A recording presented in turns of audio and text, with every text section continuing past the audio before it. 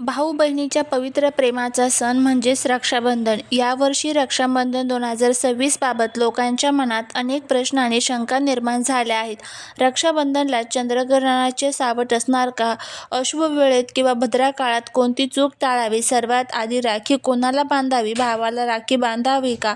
आणि त्याचबरोबर चंद्रग्रहण असल्यामुळे या दिवशी काय करावं, काय टाळावं, अशी संपूर्ण माहिती या आजच्या व्हिडिओमध्ये मी तुमच्यासोबत शेअर करणार आहे. त्यामुळे व्हिडिओ हा कुठेही स्किप न करता शेवटपर्यंत पहा. चॅनलवरती नवीन असाल तर चॅनलला सबस्क्राईब करा आणि कमेंटमध्ये ओम नमो भगवते वासुदेवाय नमः लिहायला अजिबात विसरू नका. सर्वात आधी जाणून घेऊया रक्षाबंधन 2026 कधी आहे. पंचांगानुसार श्रावण पौर्णिमा शुक्रवारी 28 ऑगस्ट 2026 रोजी साजरी केली जाणार आहे. अनेक ठिकाणी अशी चर्चा सुरू आहे की या दिवशी चंद्रग्रहण आहे आणि त्यामुळे सूतक काळ पाळायचा आहे. परंतु खगोलशास्त्र आणि ज्योतिषशास्त्रानुसार 28 ऑगस्ट रोजी येणारे चंद्रग्रहण भारतात दृश्यमान नाही. शास्त्राचा असा नियम आहे की जे ग्रहण आपल्या देशात उघड्या डोळ्यांनी दिसत नाही त्याचा सूतक काळ पाळण्याची अजिबात गरज नसते. त्यामुळे चंद्रग्रहणामुळे रक्षाबंधनाच्या धार्मिक विधींमध्ये कोणताही अडथळा येणार नाही. तुम्ही अगदी निवांतपणे हा सण साजरा करू शकता. रक्षाबंधनाला कोणते नियम पाळावे अत्यंत गरजेचे आहे ते आता जाणून घेऊया.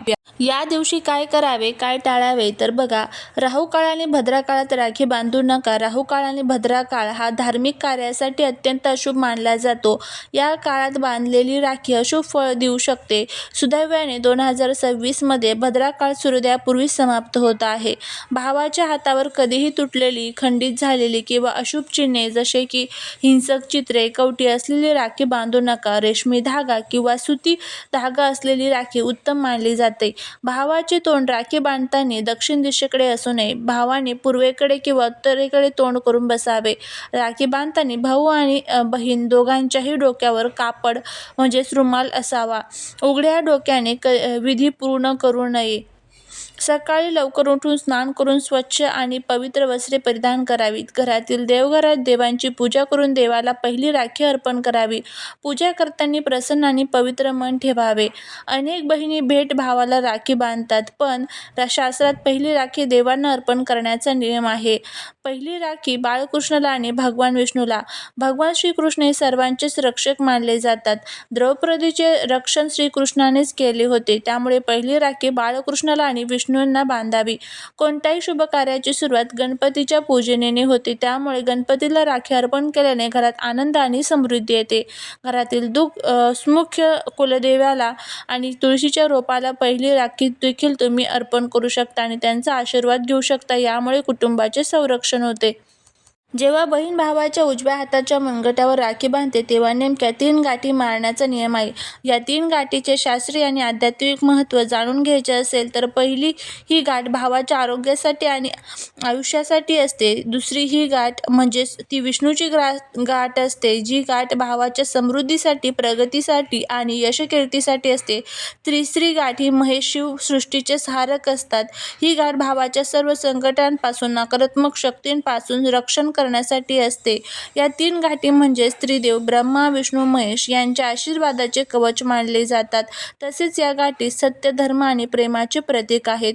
ओवाळणीचे ताट हे अत्यंत समृद्ध आणि शास्त्रोक्त पद्धतीने सजवलेले पाहिजे.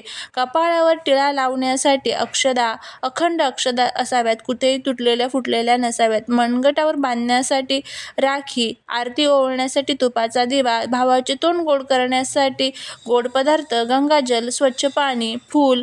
आणि त्यानंतर ओवाळणीची योग्य पद्धत काय आहे तर भावाला पूर्वेकडे तोंड करून पाटावर बसवावे. भावाच्या डोक्यावर रुमाल किंवा टोपी असावी. बहिणीने आधी भावाच्या कपाळावर कुंकवाचा टिळा लावावा, त्यावर अक्षता लावाव्यात. त्यानंतर भावाच्या उजव्या हातावर राखी बांधावी आणि 3 गाठी माराव्यात. तुपाचा दिवा लावून भावाला घड्याळाच्या काट्याच्या दिशेने 3 किंवा 5 वेळा ओवाळावे. ओवाळून झाल्यावर भावाला गोड काहीतरी भरवावे. भावाने बहिणीला आशीर्वाद देऊन भेटवस्तू द्यावी. तर सर्वात महत्त्वाचा भाग म्हणजे शुभमुहूर्त कधी आहे.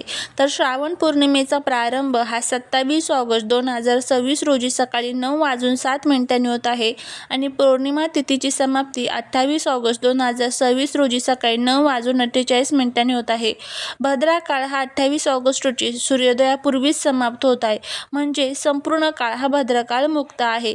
राखी बांधण्याचा सर्वात उत्तम शुभमुहूर्त हा सकाळी 5:55 मिनिटांपासून ते सकाळी 9:48 हा 3 तास 51 मिनिटांचा अत्यंत शुभ मुहूर्ताचा काळ आहे. दुपारचा मुहूर्त जर बघायला गेलं तर सकाळी जर शक्य नसेल तर दुपारी 1:30 ते दुपारी 4 या वेळेतही राखी बांधता येईल. आता जी आपल्याला प्रदोष काळामध्ये जर तुम्हाला राखी बांधायची असेल तर संध्याकाळी तुम्हाला 5 ते 6 या वेळेमध्ये राखी बांधायची आहे. संध्याकाळी 6:30 ते रात्री 8 या वेळेत राखी बांधणे टाळावे. शास्त्रानुसार शुभमुहूर्तावर राखी बांधल्याने भावाच्या आयुष्यातील सर्व अडचणी दूर होतात आणि त्याला दीर्घायुष्य लाभते. भाऊ बहिणीच्या नात्यातील गोडवा वाढतो आणि नात्यात कधीही दुरावा येत नाही. घरामध्ये सकारात्मक ऊर्जा आणि सुख समृद्धीचा वास राहतो. रक्षाबंधन 2026च्या दिवशी म्हणजे शुक्रवार 28 ऑगस्ट 2026 रोजी राहू काळाची वेळ खालीलप्रमाणे असणार आहे. राहू काळामध्ये आपल्याला चुकूनही राखी जी आहे तर ती बांधायची नसते. तर राहू काळ हा सकाळी 10:55 पासून ते दुपारी 12:30 पर्यंत असणार आहे. सुमारे 1.5 तासाचा हा राहू काळ असणार आहे. या काळामध्ये तुम्हाला राखी बांधायची नाही आहे. हा काळात राखी बांधू नये. राहू काळ अशुभ काळ मानला जात असल्याने या काळात राखी बांधणे किंवा कोणते शुभ कार्य करणे टाळावे. त्याचबरोबर पौर्णिमा तिथी या दिवशी चालू होत आहे, पण फक्त आपल्याला राहू काळ जो आहे तर तो आपल्याला सोडून नंतर मग तुम्ही राखी जी आहे तर ती बांधू शकता. अशा पद्धतीने आपण संपूर्ण माहिती जी आहे तर ती बघितलेली आहे. नेमकं काय करावं, काय टाळावं, राहू काळ कधी आहे, पूजेचा शुभ मुहूर्त कोणता आहे, या दिवशी चंद्रग्रहण आहे तर मग चंद्रग्रहणाचे काही नियम वगैरे पाळायचे का, तर अशी संपूर्ण माहिती आपण बघितलेली आहे. आता बघा, रक्षाबंधन हा सर्वात मोठा सण असतो. या दिवशी जर तुम्ही काही उपाय केले तर त्याचे सुद्धा आपल्याला खूप चांगले फायदे होत असतात. तर या दिवशी आपल्या घरातील फरशी पुसत असताना त्यामध्ये हळद, मीठ, गोमूत्र टाकून आपली फरशी व्यवस्थित स्वच्छ पुसून घ्या. उंबरठ्यावरती हळदीचं लेपन द्या आणि ज्यावेळेस तुम्ही माहेरी आपल्या भावाला राखी बांधण्यासाठी जाल त्यावेळेस काही गोष्टी लक्षात ठेवायच्या आहे. येताना धारदार वस्तू किंवा मग लोणचं वगैरे असे पदार्थ चुकूनही आणायचे नाही आहे. ह्या गोष्टी फक्त आपल्याला पाळायच्या आहेत, तरच आपल्याला संपूर्ण जे काही रक्षाबंधन आहे तर त्याचं पूर्ण फळ मिळतं. आपल्या भावाचीही प्रगती होते, आपलीही प्रगती होते. फक्त या गोष्टी आपल्याला लक्षात ठेवायच्या आहे. या दिवशी शक्य झालं तर माता लक्ष्मीला तुम्हाला लवंग अर्पण करायचे आहेत, कारण शुक्रवार या दिवशी आलेला आहे आणि लवंग ह्या देवी लक्ष्मीला अत्यंत प्रिय आहेत.